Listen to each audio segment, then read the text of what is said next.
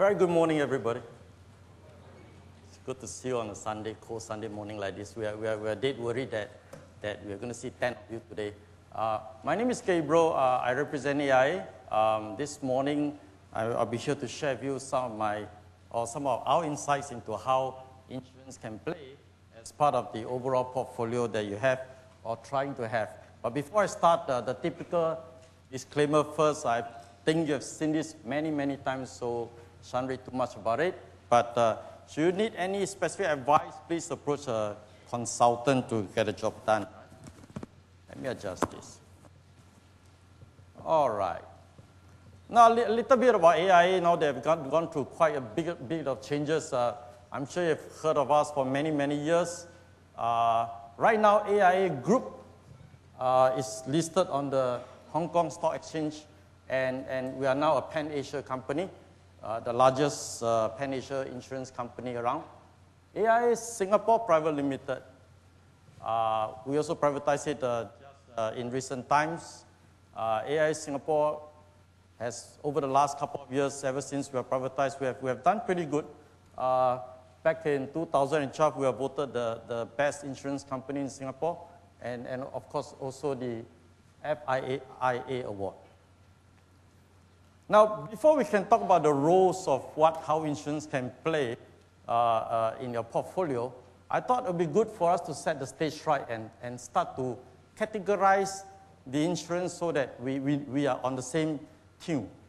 Because you see, in the marketplace, regardless of companies, regardless of products, if you strip away all that fanciful names and what have you, you come to a few major categories, and I thought it would be nice for us to all know that, don't tell me what's the name of the plan, just tell me which category it belongs to. So for a start, you get things like whole life, like term, like endowment, health, life annuity. I'll go through one by one right now with you. Let's start with the most basic form of insurance called whole life plan. Now, whole life typically means any product that covers to the age of 100. And because whole life is a part of participating policy, there are cash values embedded into the whole life product. Typically, people use this for protection. At the same time, they use it as a long-term savings kind of instrument. Next, you'll be familiar with this thing called term or term policies. Term policies has no cash value. They cover it for a fixed set period of time. And if nothing happens, that's it. We're happy that nothing happens and the policy expires. So these are term policies. And the reason why I'm categorizing right now, because later when I talk about the role each plans have, I'll be referring back to these categories of products.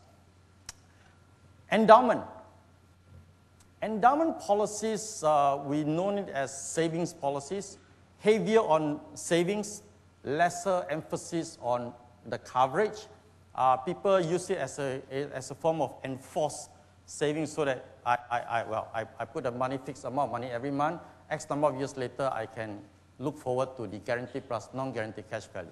So these are endowment plans. Medical. I think every other day in the newspaper, in the Straits Times, in the forum, you hear stories about these medical claims, that medical claims. Let me categorize medical insurance for you. Whenever I talk about health insurance, first and foremost, you have your medical expense. Now, medical expense basically covers you for the bills that is incurred when you're hospitalized, when you see the physician. And next is something known as hospital income. Now, hospital income is a bit different. You are paid for each day of hospitalization that you have or that you stay in the hospital for. The third will be what is commonly known as the 30 major illnesses or critical illnesses. Now, this is income replacement. This is to take care of extra medical bills. Fourth, coming pretty popular nowadays and pretty well aware by the public, is something known as disability income. Quite different from total permanent disability that we are very familiar with. And finally, under the health insurance, you have something known as long-term care. Now, those of us who are above 40, when we go into ElderShield is a long-term care policy. All right? So these are health insurance. Investment-linked Plans are very, very popular now with Gen Y because Gen Y feels that I want to control how my money are being invested. So I need a protection, yes, but at the same time, I want to know for every dollar that I put in, whether it's going to equity, whether it's going to the fixed income instruments, I want to control it.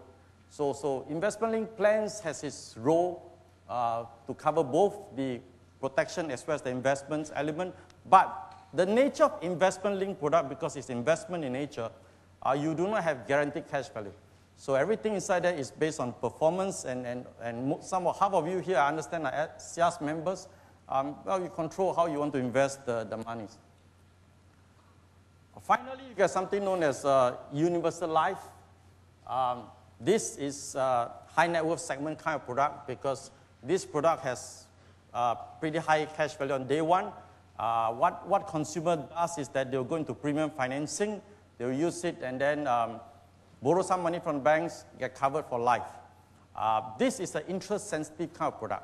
Okay? We'll talk a little bit about it later on. The only thing that I miss out or that I'm not talking about is annuities.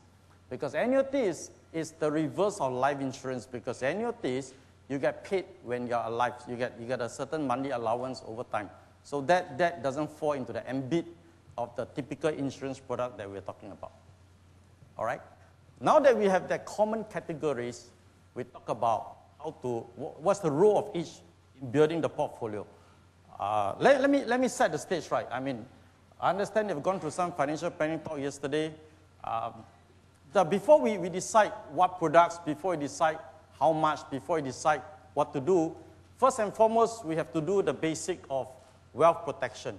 And by wealth protection, it means that I need to cover my income earning capability, or rather, I do not allow my resources to flow because of medical needs. So we need to take care of that portion first.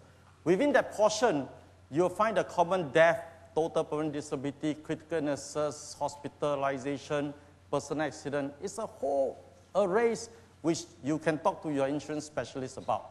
Now, you have done that. Once you have done that, and the next thing you do is to really decide if you have not retired. Some of us are retirees, some are not. What kind of goals, what kind of target we want to get into. I'm sure a lot of speakers are going to talk about that, so I'm going to skip that little part first and go into something called where is the money going to come from, how am I going to put it to work. Sure, some of us are earning decent income, some of us has multiple, some of us has money coming from different investment instruments. What is important to you, and I don't think I want to overemphasize this, is your risk profile. Because different stage of life, we have different risk profile. So that part, once you determine that, then of course the final thing is to really enjoy what we put our money there for. Now, I have summarized the goals, or rather the motivation, why people want to put their money or want to invest their money. This is my personal view, but I think it sums up after the last 23 years with AIA. Whenever we see a customers, what's the purpose? Why do they want to go into this planning stage? I started the very, very first basic thing called liquidity. Now, and hopefully in this morning session, I'm able to bring a little different light on the insurance products beside the DEF, TPD, and CI that we talk about. You see, in liquidity, most of us deem liquidity as, well, financial planning says that you can convert to cash with minimal or no loss of principal. That's liquidity. So whenever we talk about liquidity, we talk about money in the bank, we talk about borrowing money, my daughter will look at me as liquidity, some of us look at the jewelries as liquidity, different purpose, but we need money fast, that's liquidity. Now, insurance doesn't come into the stage of liquidity, and I'll be fair with you, it does not, because it's a long-term instrument, it's not meant to be a short-term instrument. However, if you have been good at keeping the policies over the years, to us, liquidity means that you get whatever dividends accumulated, whatever coupons accumulated over the years. Liquidity means that even if the policy is non-coupon, you can borrow against the policy's cash value. That's still liquidity to us. If you have been keeping the policies for X number of years, the cash value is still there. Liquidity, from the different perspective, also means that upon my passing on in life, when all my assets are being frozen, what is liquidity? Get a chance to speak to the insurance specialist about Section 49L, Section 49M. One is irrevocable, one is revocable, which I'm sure you heard a little bit yesterday. Talk to them, because liquidity, when I pass on, all my assets will be frozen for estate distribution, and I still need that money for my family to live, for my widow to continue, carry on keeping the family alive. So take note of liquidity from that perspective. The next common reason why people buy insurance, or rather invest, is to get into this thing called passive income. So some of us, to us, passive income will means dividends, bonds, rental years. Insurance comes as part of complementary. I mean, all instruments are good. We just want to complement and see how we play the part in this passive income goal. Now, passive income could mean to us dividends from participating fund. I call it par fund in short. Now, par fund is one of the options. Coupon is also another option. I want to spend a little time on par fund, because we are in the investment seminar. So I thought it would be nice for you to have a good understanding what a par fund is all about. See, just now, earlier on, I talked about categories of products. Life policies has cash value, endowment has cash value. So what happens is that all this money goes into something called a par fund or life fund. In the par fund, you find that the fund managers, the aim of the par fund is to make sure that there's a consistent, pretty stable returns over a long period of time. So what happens in a par fund is that the fund managers will now invest the money.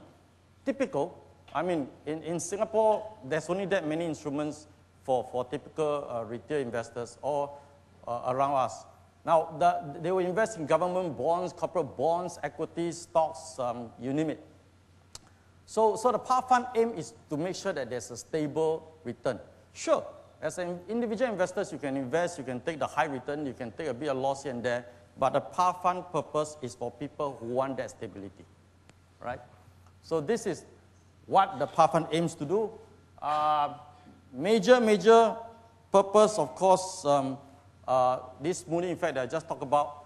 Take note, in the par fund, we have guaranteed surrender cash value and non-guaranteed cash value. And I talk about how as a policyholder you're protected in the par fund and some historical performance of the par fund. So let's talk. If I put money in the par fund, so how am I protected as a policyholder? Well, the regulation, or rather the rule, is that for every dollar profit that a company has, maximum 10 cents will go to the shareholders. Minimally 90 cents must go to the policy or the par fund policyholders. So you look at it, it's not a case whereby this company earned X million and say, oh no, I decided today I don't want to declare so much profit. It doesn't work that way, because it's stipulated they have to distribute no less than 90% of all its profit or allocable surplus to its participating policyholders. That's one. Second, if the policy guaranteed cash value, the par fund can't meet the guaranteed surrender value, the shareholders must then come in and take care of the guaranteed surrender value. So your policies, when you see the column called guaranteed, it is guaranteed. All right. So it's a nice, well protected, ring fence kind of investment instrument. Take AI as an example. I mean, I have to, right? I mean, I represent AI. So let's take a look at AI par fund and see its allocation as well as its performance over time. I cannot show you 2011 because 2012 is not out. I mean, we are going to close it, and last year we're going to do the final figures before we disclose it or declare it. So I'm taking 2011 as an example. AI par fund paid out $1 billion of benefits to its policyholders. I'll show you the breakdown of the $1 billion in the next couple of slides. But what is interesting, I presume, to you is what is the location of that par fund? Now, if you look at a par fund, it is given about 3/4 into fixed income instruments, and 15% equities, 3.5% real estate, 2.1% loans, 6.8% other assets. For those of you in the investment know, Well, this is a pretty balanced portfolio. It's a 75% fixed income, 25% equities-like instrument. So the PAR fund is not an aggressive fund. It's not meant to be. It can't be. It is meant to be a very balanced fund. All right. So this is the current assets holding of a life PAR fund in AIA. Some companies varies a little bit, but they're about, okay, plus minus 5-10% asset allocation. What is the top 5 equity, top 5 fixed income holdings? You find that the instruments of the PAR fund, the investment instruments, like the bonds, are AA, AAA rated fund, Moody's rated, S&P rated funds. Very good funds, very good bonds, fixed income instruments. Yeah. So this is top 5 in AIA, and the equities as well as the top 5 in fixed income instruments. What is the performance like over years? Remember I talked about smoothing effect, so that we can have a stable return over time. Now, 2009, we had a good year. We had about 13.1%. 2010, we have 7.2%. And then 2011 was 2.5%. But because the fund, or rather the policy projected investment rate of return varies between 4.75 to 5.25, the company is able to meet by smoothing out the better years with the lower return years, and then the policyholders get a very, very stable kind of investment returns over time. Okay? So you don't get this reporting that, we cut that bonus, then tomorrow we put back, because it doesn't work that way. They have a surplus fund whereby they smooth out the whole return. Okay? So this is the actual performance of AIA PAR fund for the 3 years, 2009 to 2011. Back to what I talked about just now, we paid out $1 billion in 2011. The benefits, interestingly, if you look at it, 697 was paid out as maturity benefits coupons. Only 54 million was paid out as death, total permanent disability benefits. We have an 112 million paid out for surrenders, 141 million paid out for cash bonuses, and 3 million for annuities. All in all, 1 billion paid out in 2011. AIA Singapore has assets, holding assets about 14 billion right now. Okay, that's enough of passive income and a life PAR fund, because that's where I can, if I put the money there, it's for dividend's sake. Let's talk a little bit about leverage options. Whenever I hear the word leveraging, it means when I'm borrowing something for something. So I can do margin trading, I can borrow, I can buy, invest in a real estate, I borrow money. In the insurance world, right now, the most common, the most popular one is where we do premium financing for universal life.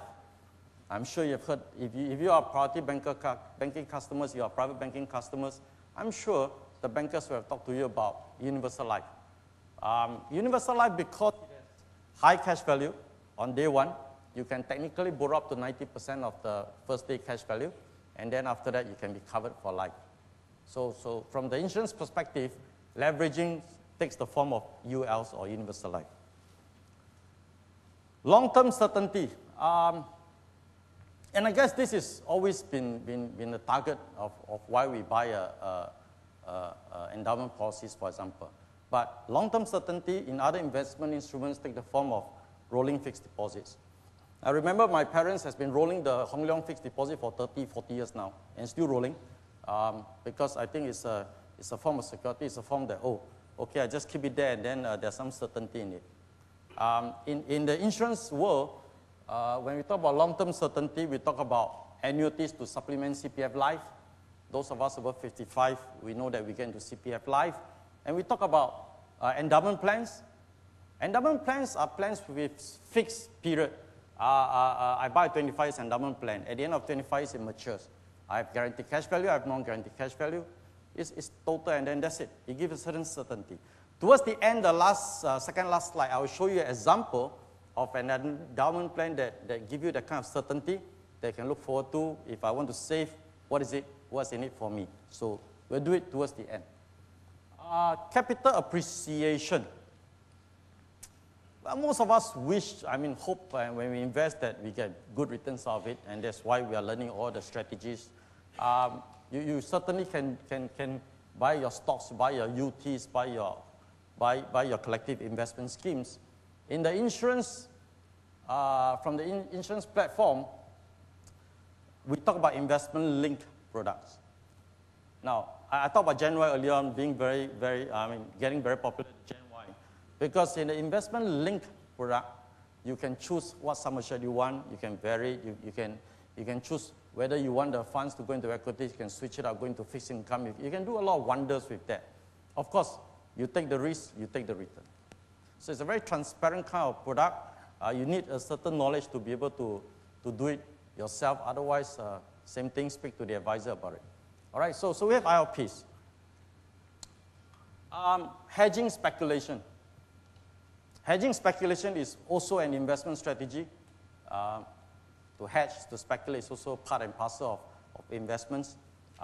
You can do your hedge funds, you can do your commodities trade, you can do a lot of wonders with different instruments. Unfortunately, for once, I'm going to come to you and tell you that in the insurance world, we do not have any of such instruments. So we can take out the first 5, but when it comes to this, you do not, please, do not go to the advisor and say, I want to speculate your investment-linked product for the next 6 months and hope to achieve certain target. It doesn't work that way. And please don't, all right? Because we always look at medium to long term as the time horizon. That's where we are. Having said all that, we try to balance, we try to hit a certain milestone, certain goal that we want to get into. Insurance can play the part. Wealth accumulation, wealth enhancement as part of your total portfolio. But please take insurance product as part of the fixed income return and not the equity return in your portfolio. If you are doing your EMH, you are doing your asset allocation, please do not take insurance as a high-end, high-risk return kind of product. It is meant to be a fixed income level layer product. So, but fundamentally, the purpose of insurance still have not changed over the years. We can balance our assets, our investments. We can walk towards our final destination at the end of the rope. The role of insurance being first and foremost for protection, it is still its primary function. We can't change that. Because the whole idea about insurance is to ensure that should anything comes along the way, your liquidity, your investments are not forced so in order to pay for medical bills. So that's the purpose of insurance. We talk about default risk. We talk about, those of us who study investments, we talk about inflation. We talk about all sort of risks. Somehow in the textbook, nobody talk about health risk. Nobody talk about, well, unlucky is a pun word. I mean, you don't talk about things like that, whereby something happens to me, what's going to happen to my investment? Nobody talk about it, unfortunately. And I thought it should be in the investment books because it is also a risk. See, we all understand there's no risk-free instrument in the world. But then again, this is part and parcel of life that we need to take care of. I'm going to do something different this morning. I'm going to segment the market. Please don't get offended if it's not referring to anything. I'm just doing a very generic segmentation of why people get into life insurance or get into insurance. A bit of it is plucked out from a group mentor of mine, Dr. Andrew Goh, when he talked about 55 reasons why people buy life insurance. So I thought, let me segment it up for you so that you take a different view of how insurance can be a part of you or a part of your portfolio.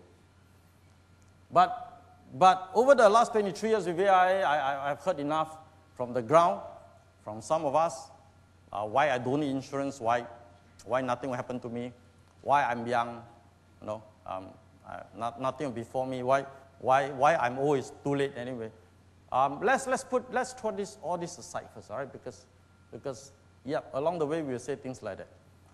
And let's focus on why people, a different generation or different segment of the market purchase insurance.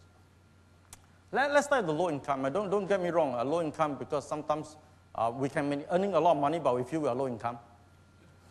Because there's no money left, so we are low income. You can earning 100,000 a year, you think they're low income because my bank accounts show nothing, so I'm low income. Now, the low income people, we buy insurance for a few primary. Remember those of you who study management, Maslow hierarchy of needs. You start at the bottom, physiological needs, then you move up. And as you move up, you start accumulating. As you get better off, you start having more needs in your life. So let's do the same. So the lower income people will talk about income protection. We talk about our medical bills. We talk about, interestingly, did you see Chinese news station the other day that Singapore medical expenses is one of the lowest in the world? And I was sitting there wondering how that happened, but it was it was a nice, you should take a look at it. How our medical cost is one of the lowest in the world. All right, now, medical expenses being a big part of it, of course, we all need to retire, we need to take care of last expenses. So the lower income people will buy insurance for that purpose, fine.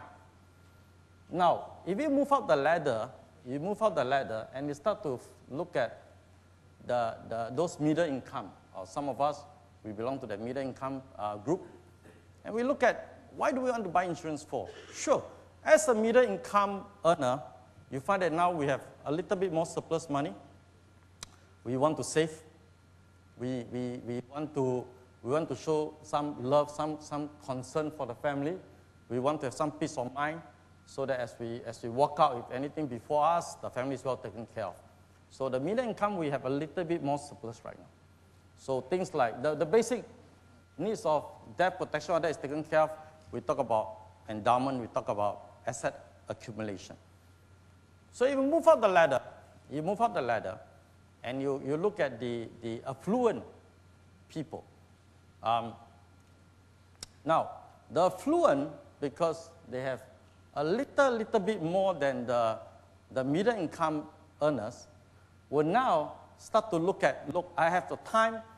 No, sorry, I don't have time. I have the money, but I'm short of time. Take this money, manage for me. All right? The affluent also talk about, I need to create immediate estate. Something happens to me, I want this amount of estate being formed immediately. We talk about tax relief. Honestly, for the individual in Singapore, supplementary retirement scheme is probably the more predominant tax relief that you can talk about. So we talk about supplementary retirement scheme. We talk about putting funds aside so that X number of years down the road, I might want to look for business opportunities, waiting for market to come down, waiting for a piece of land to buy. We talk about, because I'm affluent, I have quite a few investment properties. I take mortgage loans. I need to cover those mortgage loans.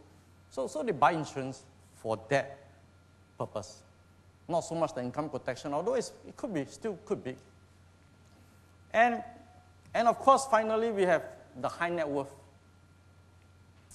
Does high net worth people buy life insurance? In the last couple of years, quite unlike the previous years, my first 20 years in the business, we're starting to see a lot of high net worth individuals starting to look at insurance and universal lives as one of the instruments. I'm sure the bankers are doing a lot of job convincing customers about it. Now, the high net worth will then look at insurance as a form of estate enlargement, estate distribution, set up trust, Section 49L, put it for the sake of Section 49M. They look at it as a for different purpose. We look at liquidity planning. Remember I talked about liquidity earlier on? The richer you are, the lesser your liquidity upon passing on, because the assets got to be calculated, estate got to be calculated and distributed. So liquidity is of concern to them, and most high net worth individuals are business owners, so protection from creditors is also important to them, because Section 49 is protected from creditors. They bypass the probate process, so it's also important to them. Philanthropy, of course, is a big thing for the high net worth individuals. We appreciate it, and they do it. They buy a policy, something, they pass on money, set up trust, set up some funds for philanthropy purpose. Key man, business preservation, business succession. See, at the end of the day, the same instrument, you find that different people look at it from a different perspective, but it's the same. It's insurance. So the same elephant here, depending on which part of the elephant you're holding, you will look at insurance differently. My only problem is that if I'm a high net worth, please don't go to the tail end of the elephant and hold the elephant, because you've got to hold the right part of the elephant. Then you understand how insurance can play, or the role of insurance for you in your overall planning. Earlier on, I'm coming to the end, don't worry. Earlier on, I talk about this thing called certainty, right? And I say that, look, how can an insurance product give certainty on the returns or certainty on wealth accumulation. So I'm going to quick snapshot of a product, I can't mention it, but of an endowment product. Just example, right? And a person save in this example here, there's a reason why we put 3,000 a month savings. It's just for academic purpose. So don't bother about this figure here. So if the person is insured for 600,000 and save 3,000 plus a month in this particular plan, and this person saved for 12 years, all right, in the working, when they're still economically viable, they are earning income, you find that at the end of 12 years, the person has saved about 468,000, and then that's it, stops. Wait for another 12 years, the person turned 59, because we start at 35. This particular kind of product has a guaranteed value, in this case 600,000. Now 600,000 equates to the principal, the premium paid, plus 1.3% compounded. And that's how you derive 600,000. So that's just guaranteed. So it's guaranteed by it's a par fund. Remember what I said about par fund is guaranteed. At the same time, the non-guaranteed portion of the par fund, if it's coming at 5.25 PRR portion, you find that the total amount to look forward to at the end of 24 years is $1 million cash. Now, this is not for anybody. This is just to show you that if you sit down with the advisor, depending on the purpose you sit down with the advisor, the insurance specialist, you can actually structure something to meet whatever goals and targets or objective that you have. All right, so this is the example of a certainty kind of objective that you want to achieve with endowment policies. Now, this is my last slide. What I need audience to take off from today is that when you look at insurance, when you talk to advisors about insurance, it need not necessarily be about the typical good old idea of what you think insurance is all about. You know, I still talk to people nowadays and they tell me that I buy policies, I must die to get money. I thought I heard that 20 over years ago, but I still hear it today. I want you to open your mind to look at, depending on what is the purpose and why you want that particular product, there will always be a life insurance policy that will suit your needs. All right? With that, I thank you. See you at the Q&A later on. Thank you.